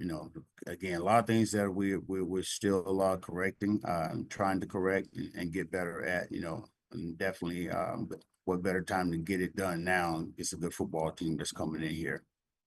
Thank you, Coach. Next question goes to Doc Holliday. Coach McDowell, how you doing today? Look, Doc, how you doing, buddy? I'm doing good. The month of November has not been the most friendliest month for you. what is the things that you had told your team going into this month, and especially with the win against Valley at the beginning of this month? But what are the things that you told the team as far as trying to get through this month, come out with victories on the back end? Stay the course, and then we talked about it all the time. We talked about it at the beginning of the year. We talked about it halfway through the year. I mean, again, just stay the course. You know, we know that we got a good football team. We know we got some good players on this team, and we just got to make sure that, you know, we're doing our job, you know, and again, that's been our Achilles heel, you know, guys out there trying to do their own thing and end up costing us, shooting ourselves in the foot with penalties, we're shooting ourselves in the foot when we have a nice screen run, or a pass caught downfield for a first down, then we get a holding call, you know, by one of the wide receivers. Now we got to bring him back. So again, those things, if we can get corrected, you know, and get corrected soon, we're going to be okay. And again, these guys know what it's about. They've been in some tough situations throughout the year. They know how to win in tough situations. And now it's just about them going out, you know, staying the course. And again, hopefully not, you know, put ourselves in a situation like that where we have to make it a close game. You know, and again, that's about us making plays when we have to make those plays, and, you know, and getting in position to score, you know, be it a field goal, or because we got one of the best field goals and kickers in the country, in my opinion, you know, or over scoring. So, you know, stop shooting ourselves in the foot, you know, stay the course, you know, love up on each other and support each other like we did that last quarter in Valley, you know, and good things are going to happen. Appreciate you, Coach. Last question goes to Melvin Bill. Hey, good day, Coach. How are you? Hey, good, sir. How you doing? Well, can you assess this Florida A&M football team from an offensive, defensive perspective, and now special teams? They're starting to score there. Again, talent all around, offensively, defensively. They can run it, they can pass it. You know, Daniel's a good quarterback, man. Again, you don't want to get him back there and let him have time to sit and pick you apart. Very smart quarterback. And again, you know, and they can run the ball. They got backs that can run. They got a big O-line. You know, we're going to have to defensively, you know, do our job up front. Do our job in the middle of the field, do our job in the back ends, because we know we're going to get attacked back there as well. So again, you know, going into this week, you know, we know what they're going to do. We got to put a good game plan together in order to stop these guys on all phases, defensively, offensively. Again, we got to go out and do what we do best, and what we do best is put our playmakers in position to make plays. And if we do that, you know, and give Jaden Johnson, you know, some time to throw the ball, to read and react, we're going to be okay. But again, we know who they are. We know what they're about. You know, now it's about us getting into practice this week and learning what they're going to do best, you know, and try to stop these guys. You know, again, we do a lot of good things, but if we don't shoot ourselves in the foot, we're a pretty darn good team to you know, for scoring and, you know, and stopping guys. But again, that's all comes down to us just doing our job first. Thanks, Coach, and good luck this weekend. Coach, as always, we appreciate your time. Look forward to speaking to you again next week. Thank you, guys. Good luck, everybody. Thank you. All right, next we go over to Southern University and Coach Graves. Once again, if you have any questions, please utilize the raise your hand feature to get your question in the queue. With that being said, happy to be joined by Coach Graves with Southern University. Good morning, Coach. Good morning. Coach, as always, we appreciate you taking some time to join us. If you could please start us out with an opening statement. Well, we had a second of 2 long road trips. Last week we went up to Huntsville, Normal, Alabama, to take on Alabama A&M, and it was our first day game. It's 2:00 kickoff.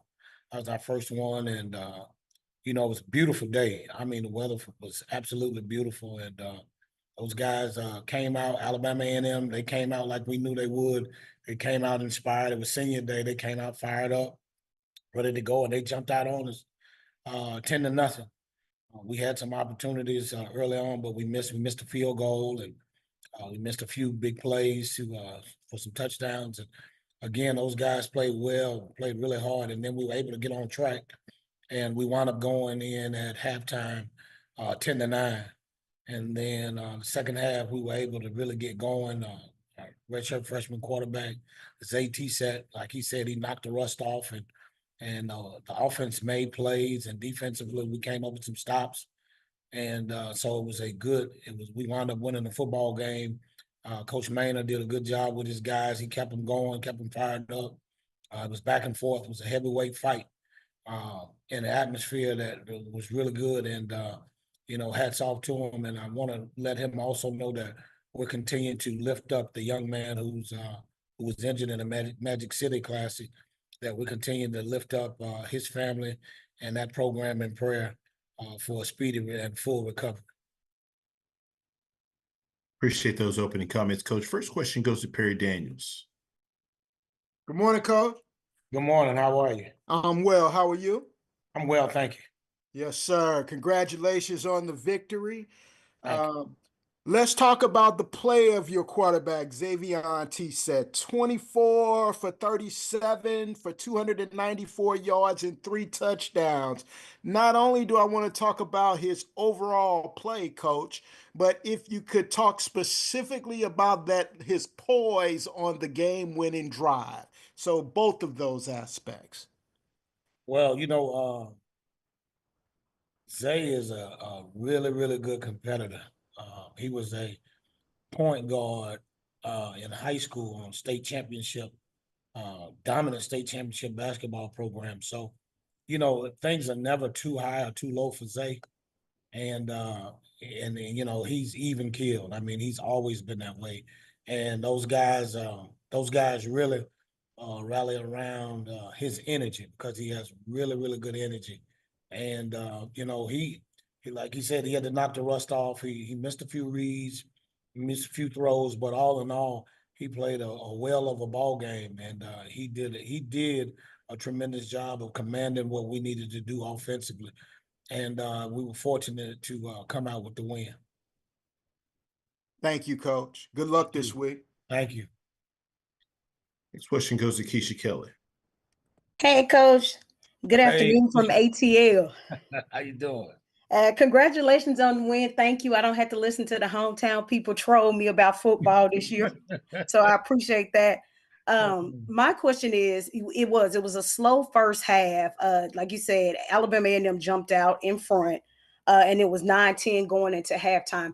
My question is, what did you say to the team coming back after halftime to get them going, because they got going after that? So what did you say? What was your speech to the players to get them going in that second half?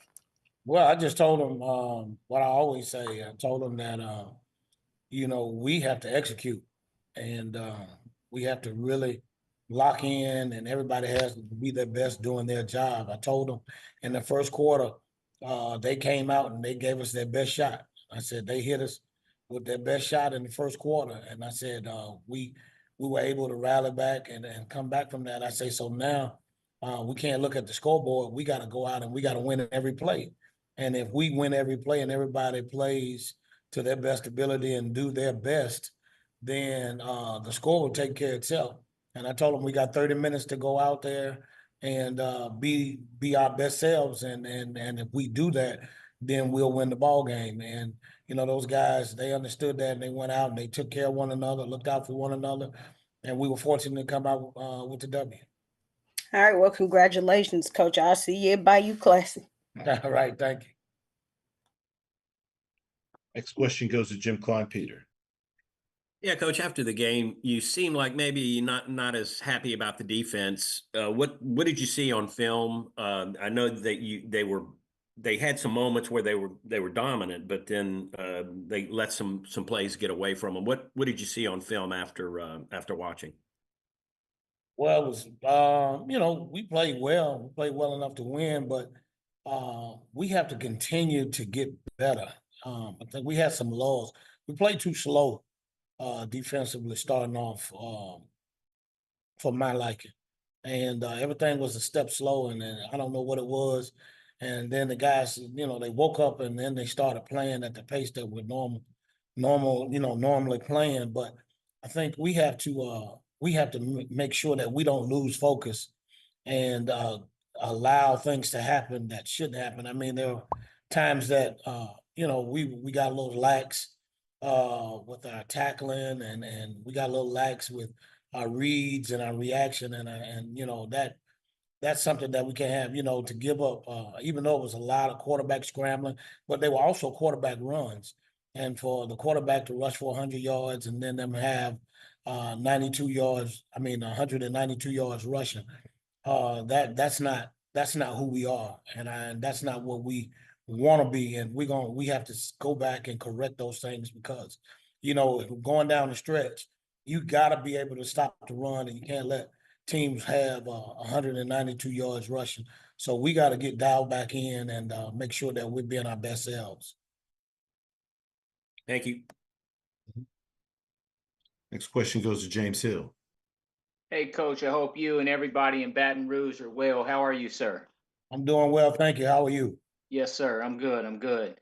You guys are 4-1 overall, and then also 2-1 at home, and Bethune comes in. Talk a little bit about what you see from Bethune and your Jags football team. Coach Woodie has a really good program that he's developing down there in Daytona Beach. And I'm telling you, those guys have some talent. They got some speed. They got some playmakers. At the quarterback, the wide receiver, kicking game. They get after it on defense.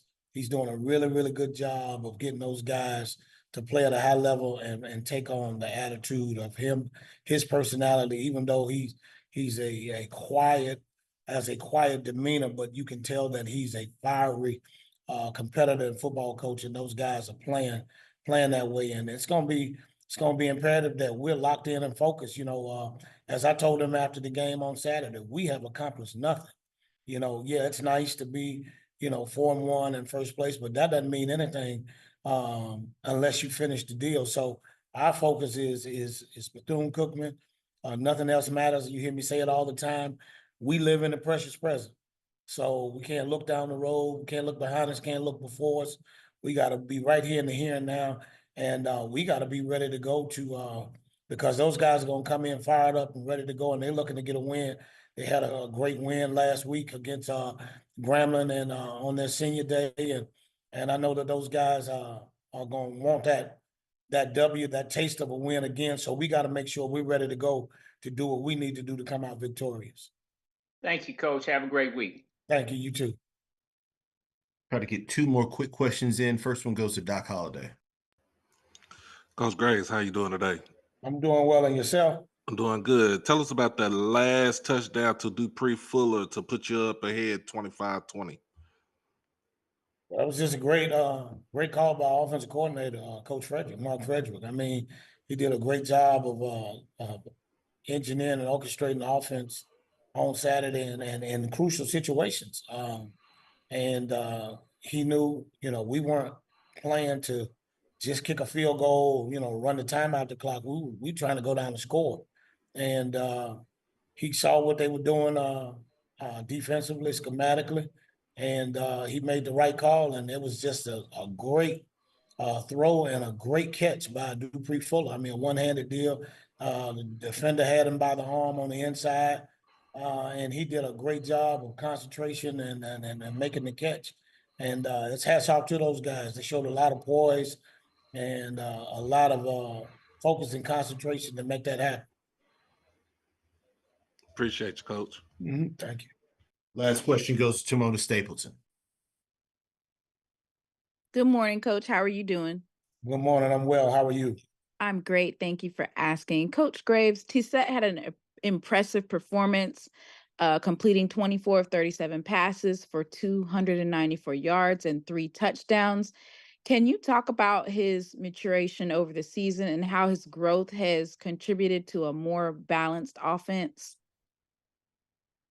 Well, again, Zay is nothing gets to Zay. He's never too high and too low. He's right there in the middle, and it's just a tribute to his growth and maturation as a young man. He does a great job of he wants to get better every day, and he prepares to get better, and it speaks to who he is, the personality that he has, and it's not hard. It's not hard to play with a young man, to play with a guy as a player when you know that, hey, nothing is too high, too low for him, and he's a competitor, and he's gonna compete, play in and play out, and to watch him take the reins and execute and move the offense the way that he did was great to see. And I mean, it's not surprising. We saw it in, all last year when he was a true freshman. I mean, when he was running the show team, scout team, as we call it the show team, as he ran that offense last year, it was days out there where, I mean, he was on fire. I mean, we couldn't stop him. And that was not just a one-day thing. That was a number of days where he would just light it up. And then, and when he had an opportunity to go in the spring and camp, and then, early on in the year, up until his injury, he's that type of football player. And so, it's not surprising for us. We just want him to continue to grow and learn and trust what he sees and what he's doing. And he can only get better if he does that. Thank you, Coach. Good luck this weekend. Thank you. Coach, as always, we appreciate your time. Look forward to speaking to you again next week. All right. Thank you, everybody. Have a great week. Appreciate it. All right, next we go over to Texas Southern and Coach Dishman. Once again, if you do have any questions, please utilize the raise your hand feature to get your question in the queue.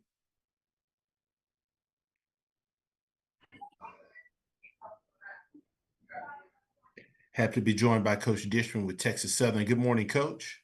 Good morning, everybody. How y'all doing?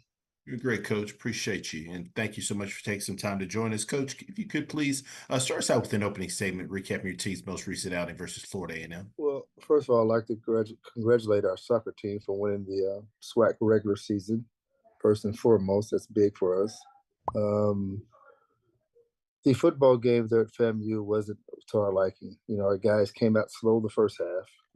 And then the second half, they decided to pick it up and play football, play Texas Southern football. I was excited about the second half. The first half, we can't even write home about it. It's something that our guys came out slow. Me as a coach got to get them to come out a little bit faster. We have these T-shirts, start fast and finish strong. We finished strong, but we didn't start fast at all. Thank you so much for those opening comments, Coach. First question goes to James Hill. Hey, Coach, I hope you and everybody there are well. Talk a little bit about the saga continues. It's Alcorn State. What do you see out of that club from tape? And what do you think about your team going in? Well, we have 3 games left, and we have to win all 3 of them. Everybody's chasing Southern. We hope that Southern can have some hiccups at the end of this last 3 or 4 games, and we have to win all 3 of our games to be in the hunt. So we're still in it, but we're not. But we have to win all 3 games. So we're going in to try to win all 3 games. It's going to be a tough one going to Alcorn. We're going to be on a 7-8-hour bus ride to get there, but it is what it is. So we got to get there and try to play some good football, and hope our guys understand that we had our destiny in our own hand, and now we screwed up. So now we have to wait on other people to lose. Someone beat this person, someone do this. And the main thing I told our guys was go out and win the last 3 games and see what happens. Thank you, sir. Have a good one. Next question goes to Doc Holliday.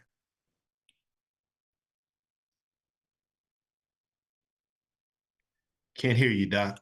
Oh, sorry about that. Coach Dishman, how you doing today? Doc, you? I'm doing good, You were 1 of 11 on third downs, and also you had 9 penalties in the game. What are some things you want to try to clean up before you go on to the next game against Alcorn? Clean up that man 1 of 11 and having all these penalties. Good thing about math is it's always very true to you, and it doesn't lie to you. 2 + 2 is always going to be 4, and there's a formula out there. I keep telling our guys the formula. Have less penalties than your opponent, you should win the game. Have more turnovers than your opponent, you should win the game. Move the change, score in the red zone, and win the third down, you should win the game. So that's the formula that's always been out there, and that's part of the football formula. If you can win three of the four, 3 of the 5, you got to win a football game. And the games we won, we had less penalties, and we won on third down. So we have to continue to try to get something on third down. Our offense have to move the ball. When it's 3rd and 3, 3rd and 4, and 3rd and 5, we have to convert those. We have the talent back there to do it. We just have to get to doing it. All right, appreciate you, Coach. Currently taking questions for Coach Dishman with Texas Southern. Any final questions? Coach, as always, we appreciate your time. Look forward to speaking to you again next week. All right, thank you guys. Have a great one. Thank you. All right, next we are going to go over to Jackson State and Coach T.C. Taylor. Once again, if you have questions, please utilize the raise your hand feature to get your question in the queue. With that being said, happy to be joined by Coach Taylor with Jackson State. Good morning, Coach. Good morning. How's everybody doing? Doing great, Coach. Appreciate you. Coach, if you could please start us out with an opening statement. No problem. Great weekend this weekend. Homecoming, a lot of people in town, family, former teammates, former players. Had over 30,000 in the vet this past weekend. But great weekend, great team win by our football team against a really good Pine Bluff team. You know, that quarterback they got is going to be a really good player. They got a great receiver over there. You know, Coach Hampton is doing a good job of getting that thing going in the right direction over there. Very pleased with our football team, though. I thought we played a complete game, you know, a complete game in all 3 phases, played solid football, was able to get a lead in the half. They came out and, you know, drove the ball down well on us early in the game, but we were able to get a lead in the half, you know, and came out in the second half and found a way to put them away. But a great football team, great win. So I'm very excited about it. We'll put that behind us and start getting ready for Mississippi Valley and Coach Wade this week. Appreciate those opening comments, Coach. First question goes to James Hill. Hey, Coach, I hope you and everybody in Jackson are well. How are you, sir? I'm good. How are you doing, James? I'm blessed. I'm blessed. This game coming up, the historical piece, Mississippi Valley, they come down from Highway 82. Your era, Coach Prime's era, Coach Cooley, the history of this rivalry. Talk a little bit about it and what this installment can do.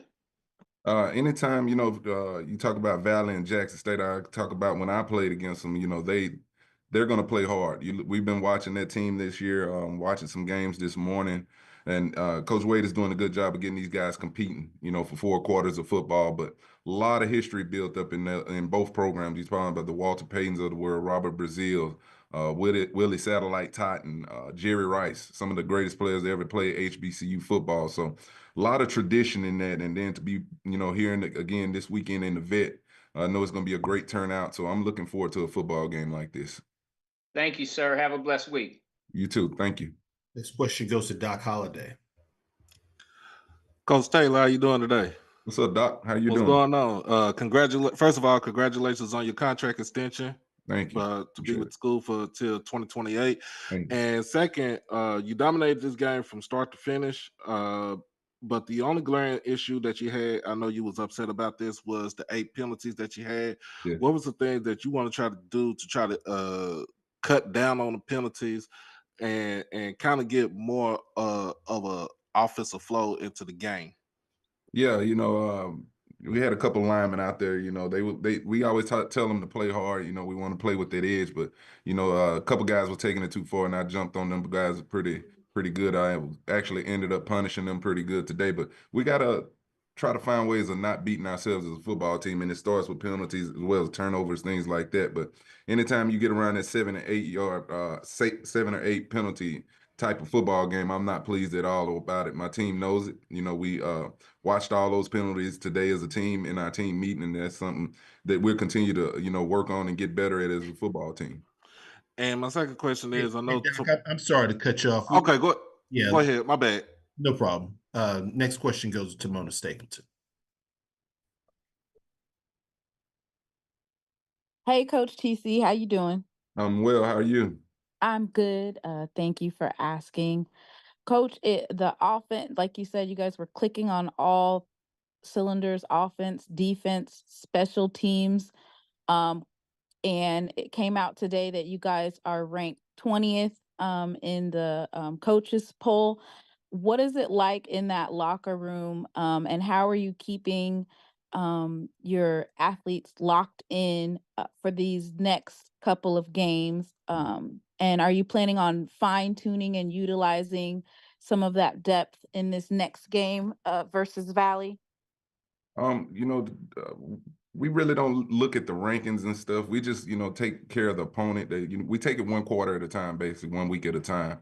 Talking about Valley, well, this is not a team we're going to take. We take no opponent light. You know, we come out and we're going to play our brand of football, you know, and play our style offensively, defensively, special teams.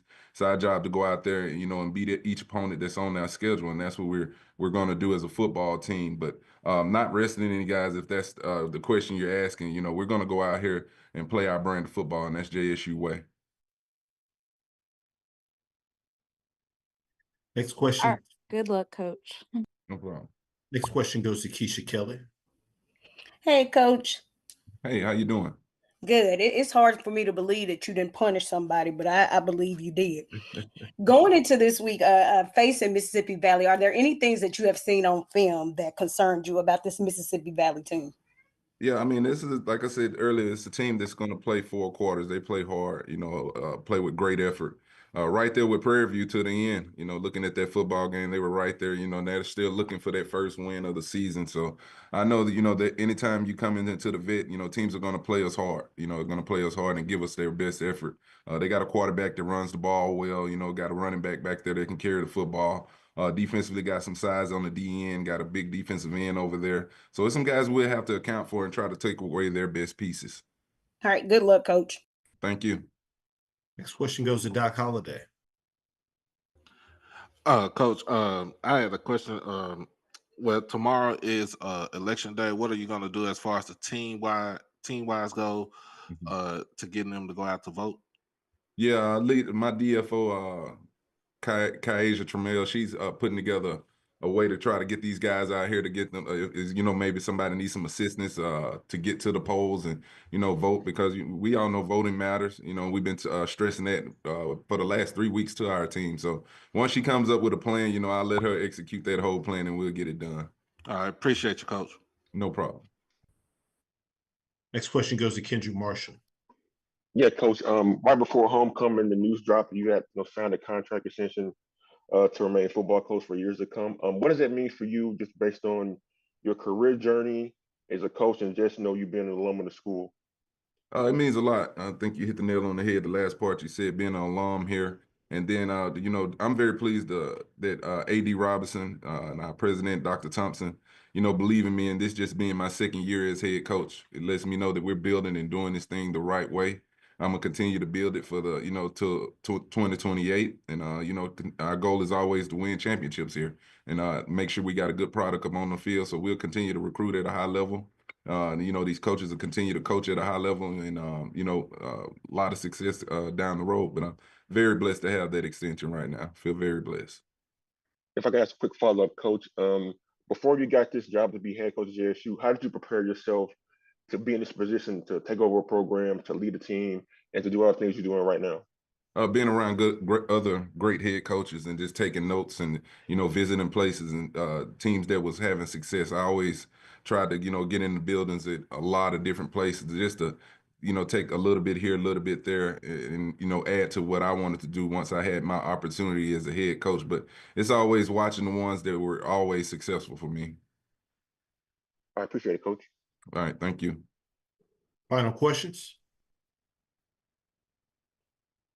Coach Taylor, as always, we appreciate your time. Look forward to speak to you again next week. All right, thank you, guys. Appreciate what you do. Thank you. All right. All right, next up, I do believe that we have Coach Joseph with Grambling State on with us. Once again, if you do have questions, please feel free to utilize the raise your hand feature to get your question in the queue. With that being said, happy to be joined by Coach Joseph with Grambling State. Good morning, Coach. Good morning. How you doing? You're great, Coach. I appreciate you. Thank you for taking some time to join us. If you could if you could start us out with an opening statement, recapping your team's most recent outing versus Bethune-Cookman. All right. I can't get my face on. Is that okay? Yes, sir. We can hear your audio. Okay. First of all, take our hat off to Bethune. They play with more fire than we play with. we have to take accountability from top to bottom. Start with me, to my assistants, to the kids about the mental part of the game. We got to get better at that. And but every game, like I said, every road game's a tough game when you take teams on the road. So we got to do better. We got to do better with that. But we got to be better prepared mentally. And trust what we see out there, because right now, we're seeing a lot of ghosts, and that's not the right thing to see. Appreciate those opening comments, Coach. First question goes to James Hill. Hey, Coach, I hope you and everybody at Grambling State are well. Next opportunity, Alabama State University stops by. What are your thoughts going into that game?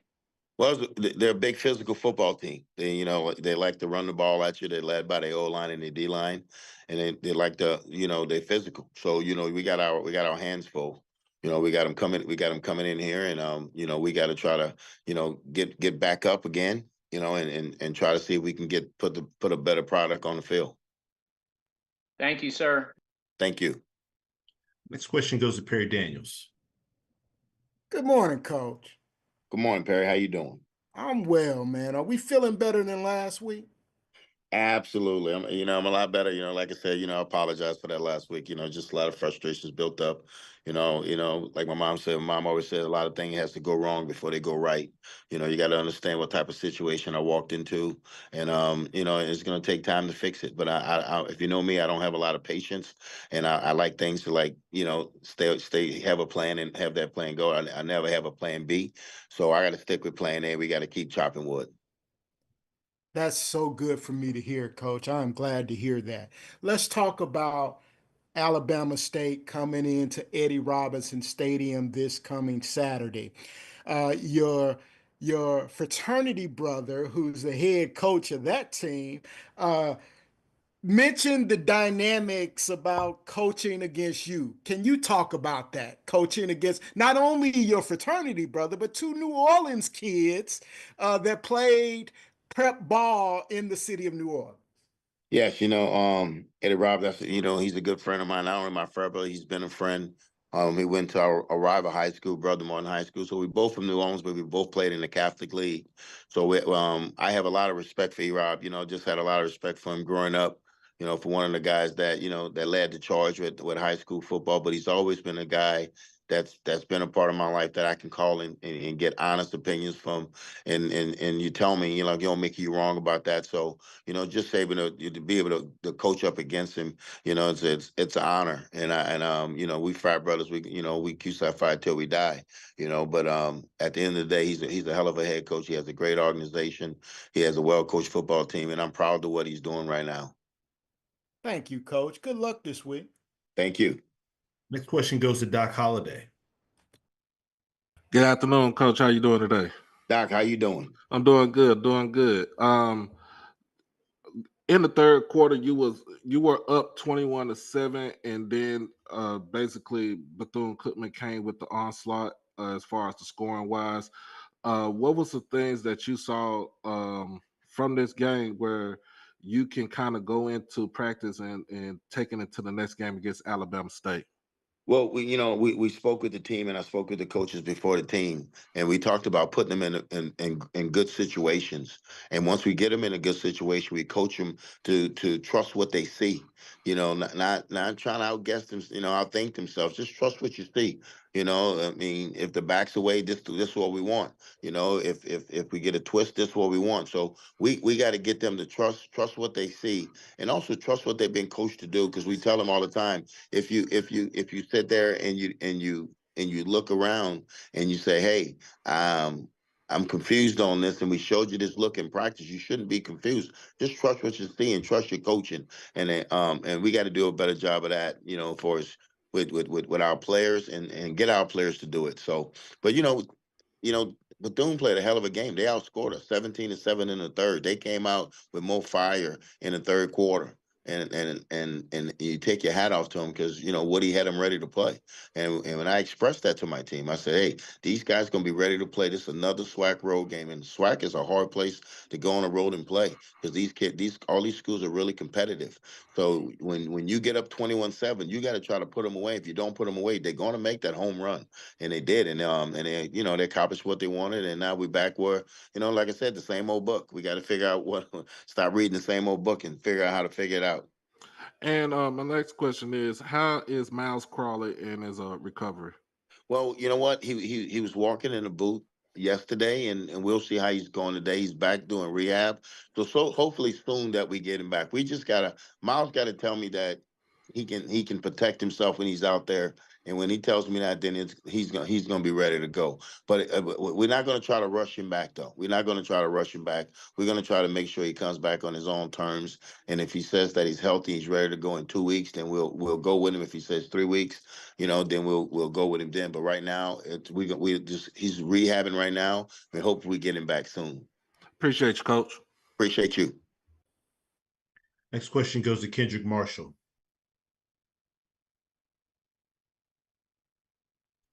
Yeah, Coach. Your loss on Saturday effectively eliminated you, at least mathematically, from SWAC West considerations. You mentioned that you are going to explore a plan B in order to delve into getting the team back on track. What is that plan B, and how do you plan on playing out the season moving forward?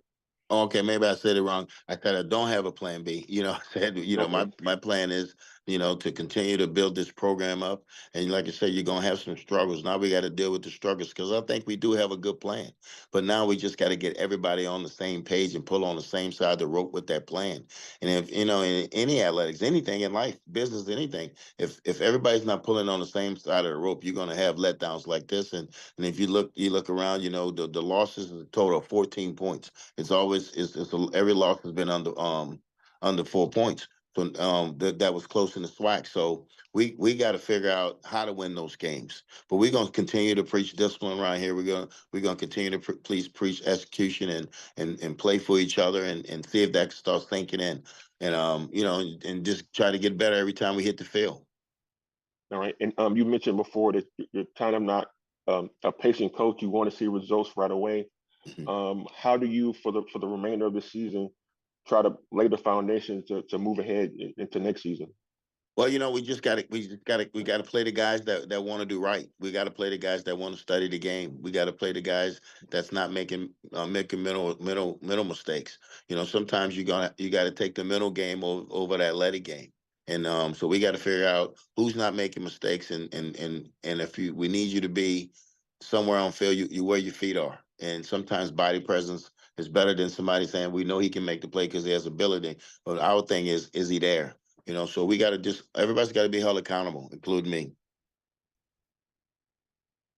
I appreciate it, Coach. Appreciate you. Coach, as always, we appreciate your time. Look forward to speaking to you again next week. I appreciate you, and good luck, guys, this weekend. Appreciate it, Coach. This concludes our